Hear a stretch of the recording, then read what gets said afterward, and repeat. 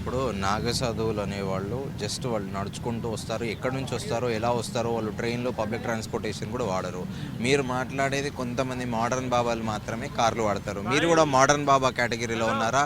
మీరు నిజంగా ఆహ్, నాగసాధువులు ఎవరైతే సాధన చేస్తారో వారి కేటగిరీలో ఉన్నారా? అందరికి ఉంటాయి, మీకు తెలియదు. అందరికి ఉంటాయి కానీ బయట రాళ్ళు అంతే. ఎవరైనా కానీ దిగి వెళ్ళిపోకుంటే ఉంటుంది, దానికి ప్రక్రియ వేరేలా ఉంటుంది. నాగసాధువులు అయితే ఎక్కడ కూడా వాళ్ళ కార్లలో అయితే ఎక్కడ కనిపించరు కదా. మామూలుగా మోడర్న్ మాంక్స్ కానీ ఎవరైనా ఆశ్రమాలు పెట్టుకున్న బాబాలు అయితే ఖచ్చితంగా లగ్జరీ కార్లలో తిరుగుతాం. మనం ఇక్కడ కూడా ప్రయాగరాజ్లో రోడ్లపైన కూడా చూస్తున్నాము. కానీ మీరనే నాగసాధువులు వేరు, ఇప్పుడు మీరు చెప్పే ఈ బాబాలు వేరు. ఈ రెండింటిని మీరు ఎలా డిఫరెన్షియేట్ చేస్తారు? బాబాల గురించి నేను చెప్పట్లేదు. నాగసాధువులు కూడా బట్టలు వేసుకొని కూడా తిరగచ్చు. ఇప్పుడు నేను మీకు కట్టుకొని ఉన్నానా, ఇలా కూడా ఉండి నాగసాధువులనే ఉంటారు కానీ ఇలా కూడా తిరగచ్చు. కానీ మీరు గ్రహించరు కదా, నాగసాధువులు అంటే ఓన్లీ దిగంబరాలు కానీ ఎక్కడ ఉండాలనో అక్కడే ఉంటారు.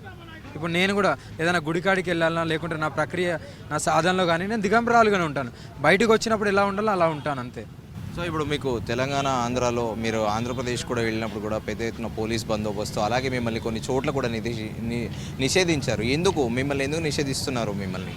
అదే చెప్పినగా, ధర్మం గురించి పోరాడితే ఎవరైనా నిషేధిస్తారు. ఎందుకు? వాళ్ళు జీర్ణించుకోలేరు కాబట్టి. వాళ్ళకి కావాల్సింది అధర్మం కాబట్టి.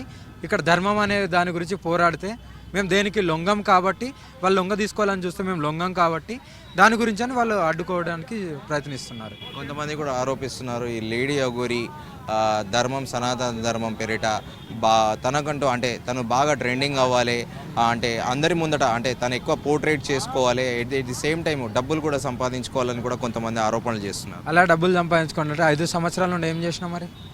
సరే, అలా డబ్బులు సంపాదించుకుంటే నేను తెలంగాణ నుండి వెళ్ళిన తర్వాత గుజరాత్ వెళ్ళాను, రాజస్థాన్ వెళ్ళాను, తర్వాత మళ్ళీ ఎంపీ వచ్చాను. 2 నెలలు ఎవరికి కనవల్లే, అవునా?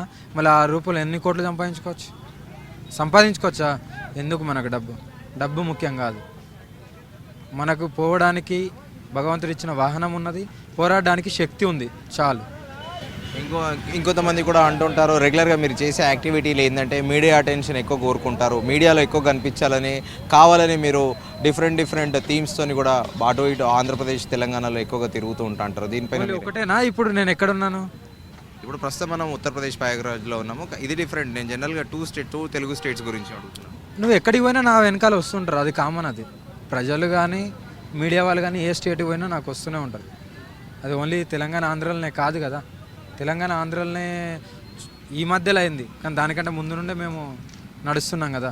ఎన్నోసార్లు తెలంగాణకు, ఆంధ్రాకు వచ్చిపోయినాం.